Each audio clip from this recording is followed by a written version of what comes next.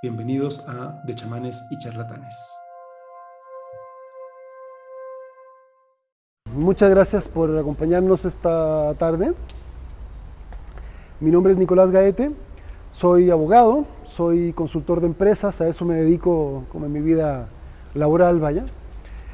Pero he tenido la bendición realmente de, por los últimos 25 años, caminar y conocer y trabajar muy de la mano con múltiples curanderos y curanderas a lo largo de casi todo el continente realmente. He tenido la bendición de tener maestros en Chile, en Perú, en Colombia, en Ecuador, en Estados Unidos, acá de México. He estado peregrinando también con los huicholes, en Viricuta, en fin. Múltiples experiencias con curanderos, curanderas, lo que denominaríamos normalmente chamanes. Y digo realmente bendición porque para mí ha sido un proceso de sanación muy profundo que ha impactado pues, a mi vida, a mi familia, a mis papás, a mis hermanos, a mis hijos, a mi esposa. Porque yo vengo un poquito, para ponerles algo de contexto, ¿no?, de una familia que es un poco particular, o que tengo una historia un poco particular, porque cuando mi mamá me tuvo a mí, entró en una depresión postparto muy fuerte, que duró casi 17 años. Y entonces me tuvo a mí y a todos mis otros hermanos, mis 3 hermanos más, en medio de esta depresión postparto profunda, que la tenía un poco pues, inutilizada emocionalmente, ¿no? Mi papá, como casi todos los papás en la década de los 80, era un papá que se limitaba a ser proveedor. Él salía a trabajar muy temprano en la mañana, llegaba en la noche, prácticamente no lo conocí, y era un señor muy explosivo. Ya luego nos hicimos amigos, pero yo de chiquito le tenía mucho miedo.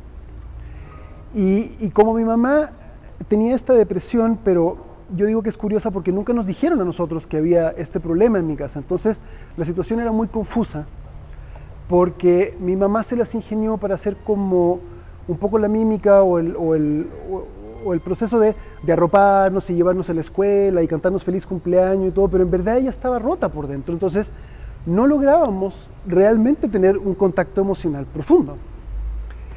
Y si tú mirabas mi familia de afuera, parecía una familia como muy chida, muy funcional, muy tal, pero nosotros como niños sentíamos esta fractura que no estaba además declarada. Entonces eso me llevó a mí a desarrollar, a partir de los 3 años más o menos, una serie de tics que eran, mi esposa que es psicóloga me dice, mira, yo creo que tenías Laurette más bien, porque eran realmente convulsiones. Es una enfermedad donde la gente, pero era realmente, yo parecía epiléptico. O sea, echaba la cabeza para atrás, me movía. Los niños no se querían sentar conmigo en la escuela porque los desconcentraba. Fui víctima de mucho bullying hasta los 15 años. En esa época no le decían bullying, nomás los chamacos me molestaban. Y yo era como este bicho raro, con muchísima disfunción social. No tuve amigos casi hasta los 17 años, realmente. ¿Para qué decirles novia?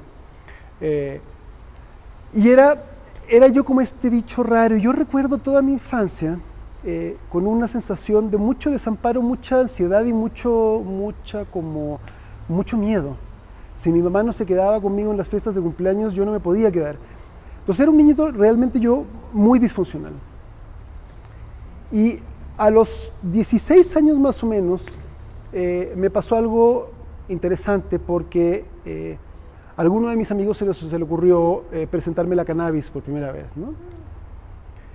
Y ese día, la verdad, cambió el curso de mi vida de manera radical, porque lo que me pasó a mí, que fue un poco distinto a lo que le pasaba a casi todos mis compañeros, es que yo, más allá de que si esto me parecía divertido o no, me di cuenta que mi percepción de la vida, de cómo se veía el mundo, había cambiado.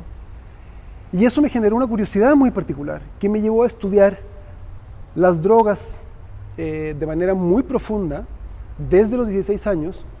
Toda mi carrera universitaria prácticamente revisé el fenómeno de las drogas, la prohibición de las drogas, desde un punto de vista histórico, sociológico, antropológico. Cada materia de la universidad yo intentaba ver cómo lo llevaba hacia el tema de las drogas y cómo podía ir aprendiendo. Y de todas las drogas que yo encontraba, las más interesantes eran las psicodélicas. Algo tenía estas sustancias que me parecían particularmente atractivas y sobre todo porque estaban ligadas a estos personajes que eran como mitológicos, que eran los chamanes. Yo en esa época había leído a Carlos Castaneda, en fin, tal. Si alguien leyó alguna vez las enseñanzas de Don Juan, son estos señores, los chamanes de los libros, o sea, vuelan, hacen cosas así como sobrehumanas. Entonces yo estaba como muy clavado de decir, oye, ¿será que existen estos personajes en algún lugar del mundo, ¿no? ¿Y qué es lo que hacen con la conciencia? Y entonces, a lo paralelo que yo estaba en este proceso, a los 19 años, se me cruzó afortunadamente un muy bonito curandero peruano. Él es un curandero ayahuasquero, trabaja con esta planta del Amazonas que se llama ayahuasca, se ha ido poniendo de moda también en los últimos años. Y esa experiencia con él fue el punto clave de inflexión, porque en esa ceremonia por primera vez yo empecé a entender qué es lo que me había pasado a mí de niño y cómo me habían pasado muchas cosas que habían ocurrido en épocas donde yo ni siquiera tenía memoria de que me habían ocurrido.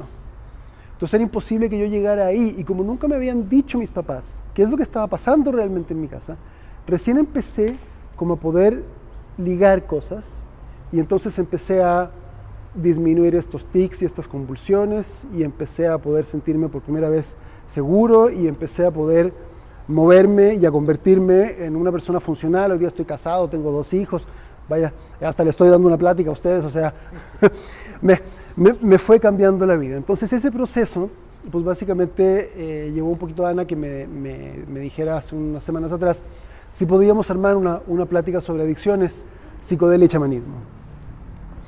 Tengo la esperanza de poder traer al menos 2 ideas que espero que sean un poquito tal vez desafiantes y provocadoras, porque se me hace que voy a cuestionar 2 paradigmas, 2 ideas muy arraigadas que tenemos hoy día desde la mirada médica y social. La primera que voy a decir es que yo estoy convencido de que no existe tal cosa como las sustancias adictivas.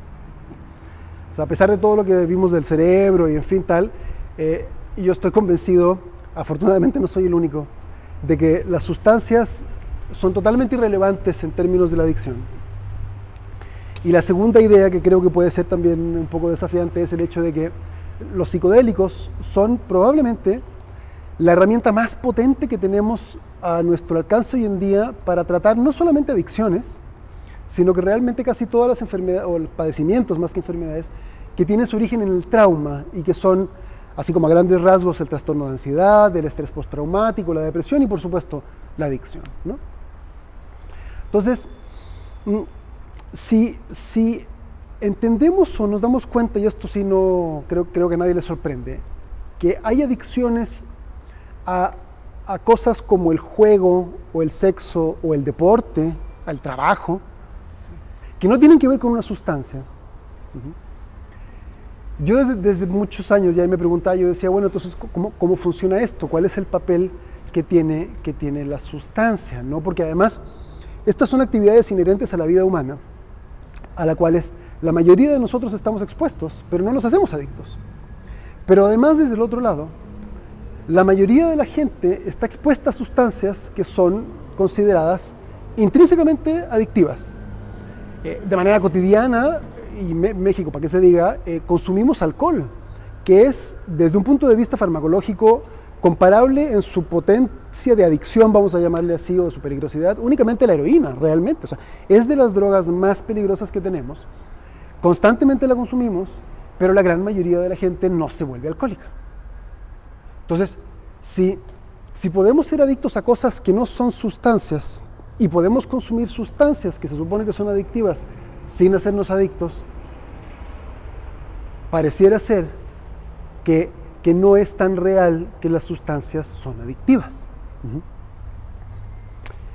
Me han dicho, cuando yo he planteado esta idea en otras ocasiones, que si me estoy olvidando de que existe la dependencia física. También lo comentaban recién ese asunto en la exposición pasada. La dependencia física y la adicción son cosas bien diferentes, ¿no? Son cosas muy diferentes. Estamos acostumbrados a que la dependencia física se da en el marco de una adicción, porque el alcohólico pues tiene una dependencia física, el adicto a la morfina tiene una dependencia física y así, pero son cosas muy diferentes. Yo siempre lo ilustro con la historia de un gran amigo que hace unos años atrás tuvo un trastorno de ansiedad muy fuerte. Su psiquiatra le acabó recetando unos ansiolíticos para que pudiera dormir. Él logró transitar su proceso exitosamente con terapia y se encontró con la sorpresa al final de que ya no podía dormir si no se tomaba sus dichosas pastillas, cosa que lo molestó un poco. Y entonces intentó dejarlas por varios experimentos propios que hizo, no le funcionó y acabó con el psiquiatra con algo muy sencillo, que es un protocolo de disminución de dosis. En un par de meses las dejó, se olvidó de las pastillas y yo le he preguntado justamente, oye, ¿pero sientes algún tipo? Me dice, no, mira, la verdad es que ni me acuerdo. Alguna que otra noche que he tenido un insomnio muy pesado, me he acordado que le saco un cuartito de la pastilla y con eso me olvido, pero no hay una adicción, ¿se fijan? No hay una compulsión, no hay un daño, no hay una incapacidad de dejar la sustancia.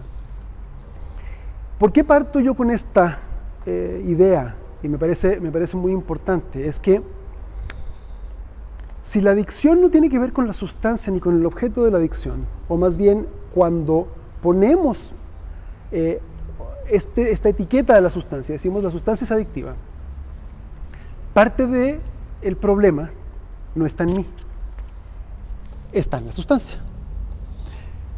Parte, por lo tanto, de la responsabilidad también está en la sustancia. Pero lo más grave es que parte de la solución no está en mí porque es culpa de la sustancia que hace que mi cerebro se vuelva loco, pero no tengo yo controles. Y por eso toda nuestra forma de observar la adicción es como si fuera una enfermedad que tiene que ver con un elemento externo, que además es crónica, que no la podemos sanar. Una vez alcohólico, siempre alcohólico. Yo me presento en mi AA y llevo 40 años abstemio, pero yo soy alcohólico. Y entonces a lo más que podemos aspirar es a una larguísima abstinencia gracias a una fuerza de voluntad que pareciera que tenemos que estar poniendo a prueba constantemente. Entonces, esa forma de ver la adicción no nos ha ayudado realmente a lograr una recuperación real en nuestros pacientes. Siempre vamos a ser alcohólicos, siempre vamos a ser adictos. ¿Dónde está la adicción? Y aquí yo sigo mucho a un doctor que se ha hecho además muy famoso en los últimos años, el doctor Gabor Maté. No sé si alguien lo conoce, él es un médico canadiense. Es un personaje bien particular, tiene casi 80 años y es de los últimos refugiados de la Segunda Guerra Mundial. Él viene de una familia judía. Entonces él conoce muy bien dos elementos principales, que es el trauma y por otro lado la adicción, porque él vive en Vancouver y se ha dedicado a trabajar específicamente con la adicción. Y en Vancouver es una ciudad muy particular, tiene muchísimos adictos, pero muchísimos adictos, que es una cosa un poco curiosa en Canadá. Pero además es la única ciudad en América donde hay estas especies como de dispensarios, donde puede venir la gente y les asisten, y entonces les dan jeringas limpias, y les prestan una ducha y una taza de café, en fin, y dignifican su situación. Entonces es un lugar muy particular para estudiar la adicción. Y este señor, lo que dice es, y estoy absolutamente de acuerdo también, yo lo venía ya pensando y es lo que había descubierto con mi propio trauma, en fin, que la adicción siempre viene y vive en un trauma de la persona. Eso también lo tienen claro los AA's y todo, es un enfoque muy claro, pero tiene una cierta jiribilla, porque en el 99% de los casos el trauma se produce en los primeros 7 años de vida. Y eso tiene una serie de implicaciones. Vaya.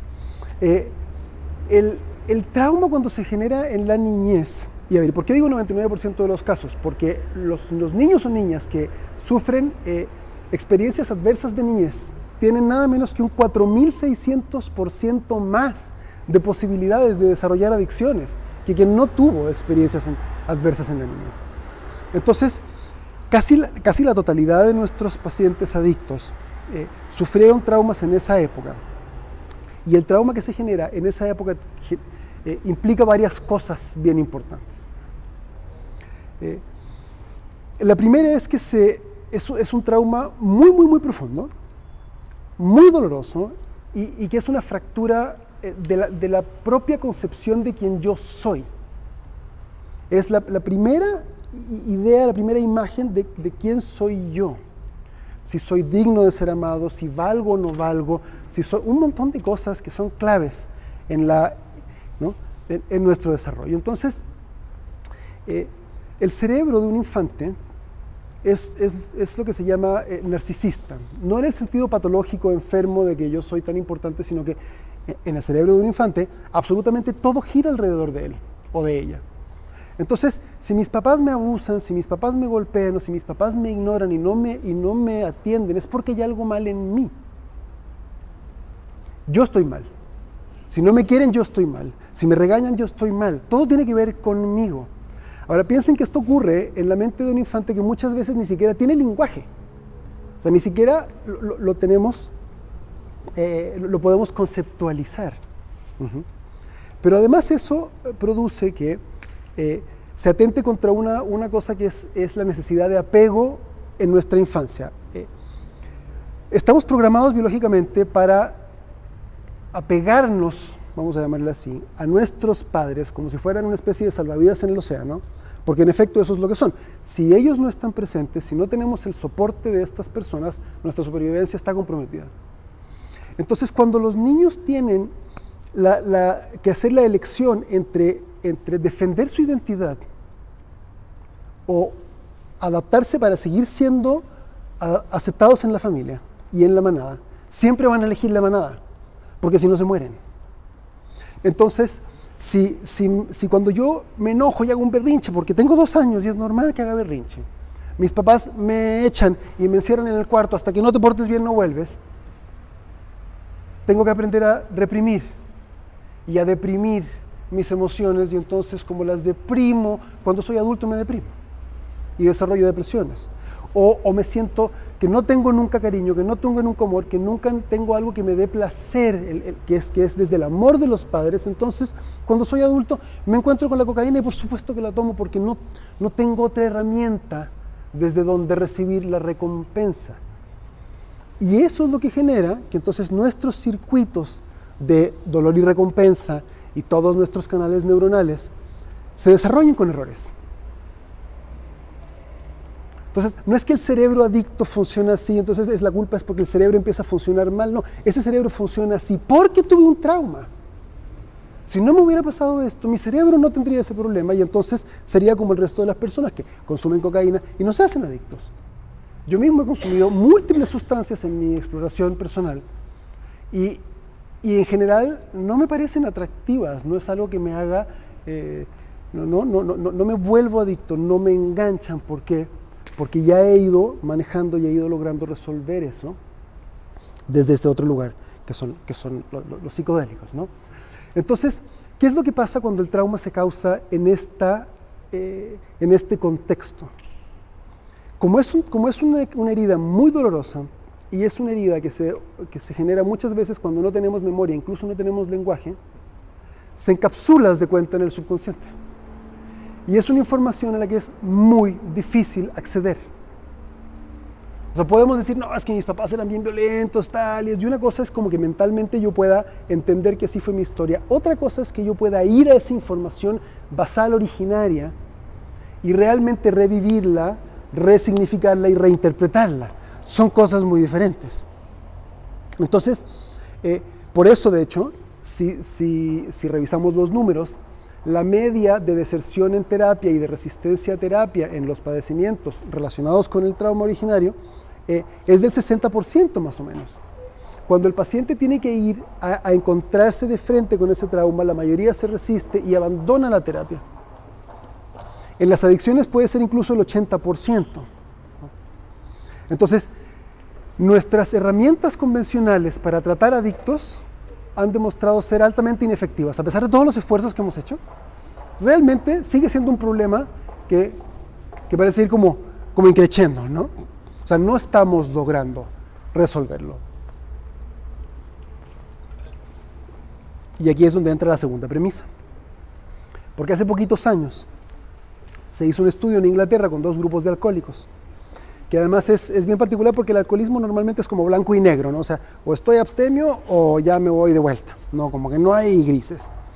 Y entonces, al primer grupo lo sometieron a todas las terapias posibles que conocemos de la mejor calidad que tenemos al alcance de nuestra mano hoy en día. Y entonces hubo AA, por supuesto, terapia grupal, individual, desintoxicaciones, deporte, seguimiento, 8 meses intensivos. A los 9 meses, fíjate, el 75% de los participantes habían regresado a niveles previos de alcoholismo. O sea, habíamos logrado con nuestras mejores herramientas 25% de efectividad. El otro grupo se le hicieron 4 sesiones de preparación y se le sometió a 2 experiencias con un psicodélico que se llama MDMA. Y luego hubo 8 semanas de seguimiento. 9 meses después, el 21% de los participantes había regresado a niveles previos de alcoholismo. O sea, el 79% había logrado ser exitoso en su tratamiento. Habíamos dado vuelta completamente las cifras. Pero lo más interesante del estudio no fue eso. Lo más interesante del estudio es que casi el 30% de esas personas que habían sido exitosas habían podido convertirse en bebedores normales. O sea, podían venir a mi cumpleaños, yo podía descorchar una botella de vino, podíamos brindar juntos y se iba a su casa con una sola copa de vino y al día siguiente no volvía a consumir alcohol. Y era la primera vez que empezamos a ver que hay una posibilidad en el horizonte de una verdadera recuperación. Entonces, la segunda idea que voy a cuestionar un poco así y que también es parte de casi del inconsciente colectivo ya a estas alturas, es que realmente los psicodélicos no son lo que hemos pensado que son. Por los últimos 60 años, no solo el cuerpo médico, no solo los DSMs y tal, sino que la ley define a las sustancias psicodélicas como con escaso o nulo valor terapéutico y además causantes de un grave problema de salud. Hazme el favor. Los metimos a una caja negra ahí, por ahí, perdidos junto con la heroína y quién sabe qué diablos, y nos negamos completamente la posibilidad de algo que puede cambiar profundamente la vida de muchas personas. La palabra psicodelia la acuñó un psiquiatra inglés de nombre Humphrey Osmond y está compuesta por dos raíces griegas. La primera es psique, ¿no? Que ya en el español eso fue convirtiéndose como en mente, pero realmente, como ocurre en casi todos los lenguajes originarios, psique designa más bien la conciencia humana, es como el alma, es una cosa más profunda que nada más nuestra capacidad de pensar. Y delos, que es manifestar, es sacar algo a la superficie. Entonces, psicodelia es la manifestación del alma, es la manifestación de la conciencia. Entonces, ¿por qué un psiquiatra le llamaría manifestadores del alma a unas sustancias con escaso o nulo valor terapéutico que son causa de un grave problema de salud? Pues, algo no cuadraba, ¿no? Yo por eso, mientras más estudiaba, más me interesaban. Porque los psicodélicos generan un efecto básicamente en dos niveles, ¿sí? Y que son claves en el tratamiento de las adicciones, si es que las entendemos de esta manera. Tienen un efecto en la conciencia y un efecto experiencial de la sustancia que en el contexto y con las competencias correctas, y aquí déjenme hacer lo que yo llamo un disclaimer, porque no quiero que piensen que estoy tratando de decir que los psicodélicos son la panacea, ni que esto está exento de riesgos, tal. Los psicodélicos son una herramienta igual que un cuchillo. En las manos de un doctor, un bisturí operando es una maravilla de la tecnología, le acaba de salvar la vida a mi hijo, tuvo apendicitis la semana pasada. Si yo se lo doy a mi hijo de 3 años, pues vamos a tener un accidente. Entonces, los psicodélicos son una herramienta que requiere ciertas competencias y cierto contexto. Pero dentro de esas competencias y en ese contexto, la experiencia psicodélica te lleva casi invariablemente en 1 o 2 sesiones directo al trauma originario y libera el acceso a esa información reprimida oculta. Es muy interesante, muchísimos pacientes y muchas personas que han participado de experiencias con psicodélicos relatan haberse visto ellos en su cuna, por ejemplo, o sentados cuando les estaban dando de comer, y volver a vivir tal cual todo lo que les ocurrió, y en el momento donde se cristalizó la información de yo no valgo, o mis papás no me quieren, o yo soy un bueno para nada, o lo que gustes y mandes, que generó el trauma. Entonces, los psicodélicos rompen esta tendencia de la resistencia a la terapia, porque además tienen una particularidad: una vez que te lo comes, ya no hay vuelta atrás. O sea, hasta que se acaba el viaje, no hay forma de decir, oye, no, déjame, me bajo, ¿no? No, aquí no hay de bajarse, ya, pues esto ya empezó. Entonces, te lleva directo a tu trauma. Y eso permite que por primera vez, de una manera muchísimo más vívida, muchísimo más profunda, realmente puedas revivirlo y resignificarlo desde tu adultez, entendiendo que, a ver, o sea, es que mi abuelo era adicto y era alcohólico, pues ¿qué pretendías que tu papá fuera entonces? Y lo que pasa es que no es que fuera contigo, tu mamá no es que fuera mala persona, estaba deprimida, le pasaba esto, en fin, tal, no era contigo, te lo podemos un poco despersonalizar. Y entonces el trauma lo podemos resignificar. Pero los psicodélicos también tienen otra particularidad, y esto es muy interesante, porque hay una miríada de psicodélicos. Realmente existen muchísimas sustancias que podemos calificar como psicodélicos. Pero tienen origen vegetal y origen animal, y tienen origen sintético también. O sea, como la ketamina, el LSD, el MDMA mismo, el MDMA, o vegetales, la psilocibina, la psilocina, la mescalina, el DMT, el 5-DMT, que es de origen, bueno, en fin. Pero todas estas, independientemente de su origen y de su estructura molecular, que además son de varias familias distintas, todas estimulan una cosa que se llama la neuroplasticidad.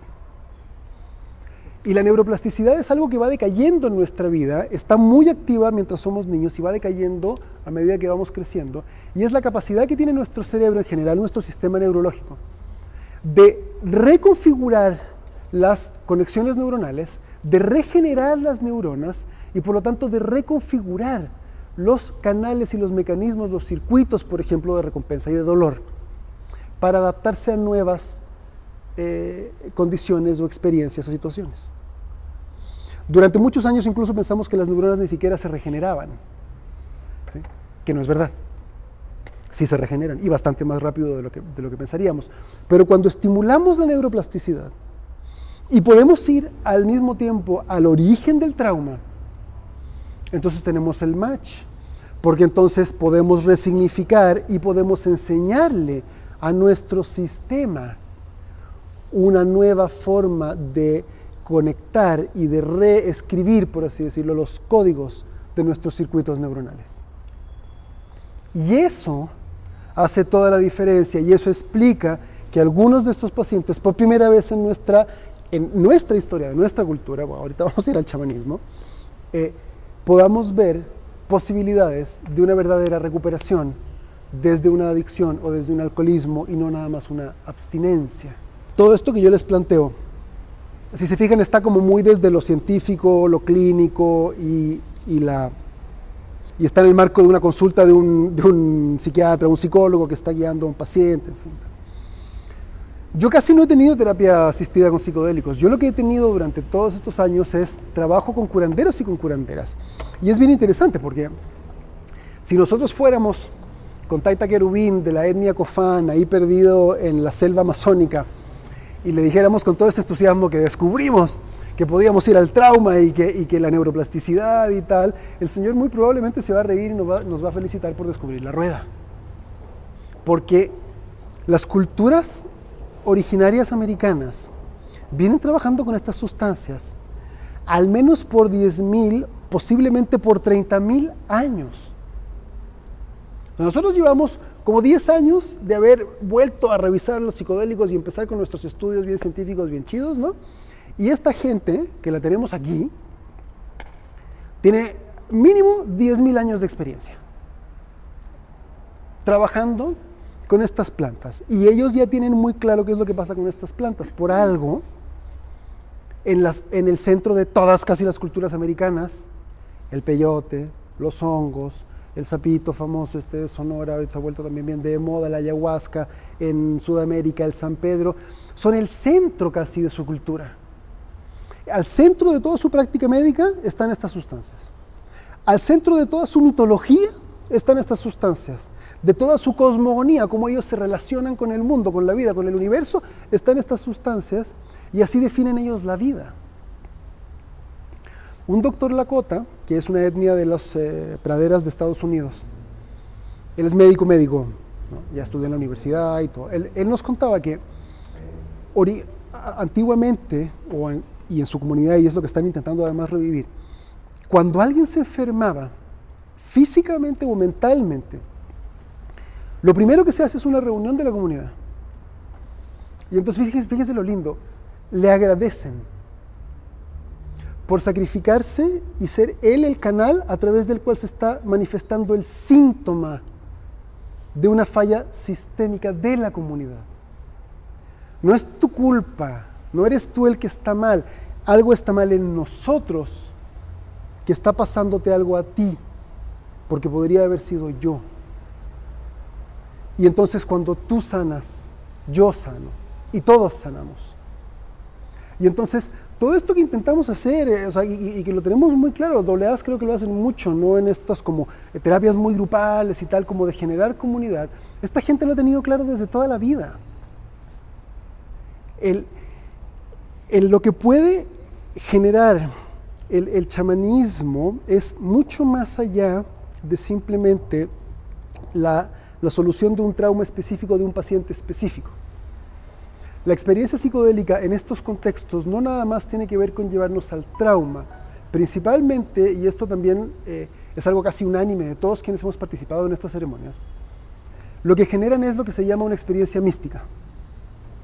Todos quienes hemos estado en esos contextos podemos darnos cuenta y estamos claros de que lo que nos pasó fue que nos encontramos cara a cara con el misterio de lo divino. No nada más nos lleva a nuestra sombra, que no entendida como nuestra maldad, sino que realmente como nuestro dolor, sino que también nos puede llevar a nuestra luz y a toda esta capacidad enorme que tenemos de conectar y de poder sentirnos identificados y uno, no nada más ahora con mis papás en mi infancia, sino que realmente con la existencia misma, con la gran conciencia, ¿no?, del planeta como ser vivo, del ecosistema, de mi comunidad, de la totalidad. Entonces no nada más es un tema como de poder ir resolviendo ciertos traumas, sino que tiene que ver con dotar de sentido mi vida completa desde una manera profunda, desde un tipo de relación mucho más honesta, mucho más rico, mucho más verdadero, ¿no? Hay un retiro que hacemos con mi familia y con algunos de mis maestros todos los años, se llama La Búsqueda de Visión. Y a este retiro llegan más de 100 personas todos los años, ¿no? Algunas de esas personas yo no los veo en todo el año, pero cuando nos encontramos todos, yo siempre digo, es como estos encuentros familiares, así de primos. Las sensaciones de volver a encontrarte con gente de tu familia, gente muy cercana. Mi hijo hace poquito lo cambiamos de escuela, del año pasado, ya con todo esto de la pandemia, en fin. Y entonces cuando llegó a esta nueva escuela, resultó que ahí había una de las niñas, hijas de quienes vienen a la búsqueda de visión. Y entonces ella se paró y se ofreció a presentar a este nuevo alumno. Y fue tan bonito porque nos llama la maestra y nos dice, ¿son primos realmente ellos dos? Y le dice, no, ¿por qué? Porque pues es que lo presentó como llegó Martín, mi primo. Pues no son primos, ni siquiera se ven demasiado, pero ellos ya saben y ya han visto cómo las relaciones entre sus padres y cómo las relaciones entre estos niños además, y yo me sorprendo cómo son muchísimo más profundas que las que yo alguna vez pude tener de infancia. Lo que permiten estas sustancias, como digo, en el contexto y con las competencias correctas, es, creo yo, no solo la posibilidad de tratar estos padecimientos, sino que creo que podrían ser claves en sanar las múltiples enfermedades que tenemos como sociedad. Porque realmente lo que pasa es que pues el dinero deja de ser tan importante, el reconocimiento deja de ser tan importante, el ser alguien deja de ser tan importante, todas estas cosas materiales, y en cambio estas relaciones sencillas, honestas, profundas, el tiempo que yo paso con mis hijos cuando los llevo a la escuela, en todo el mundo, o sea, toman una relevancia muy diferente y por lo tanto empezamos a vivir de una manera muy diferente. Entonces la relación que hay, ya para no extenderme tampoco tanto, entre adicción psicodélica o chamanismo, creo que es esta, que es, estamos descubriendo que podemos desde estas sustancias tal vez tratar el trauma. Pero si volteamos y todavía damos un paso más y nos permitimos entrar en este otro mundo, que además es conocido por nuestra gente hace tantos miles de años, sí es posible que encontremos un sentido mucho más profundo y que podamos empezar a trabajar con estas enfermedades sociales que tenemos de manera muchísimo más efectiva de lo que lo hemos hecho hasta ahora. Es cuanto tengo para decirles hoy. Muchas gracias.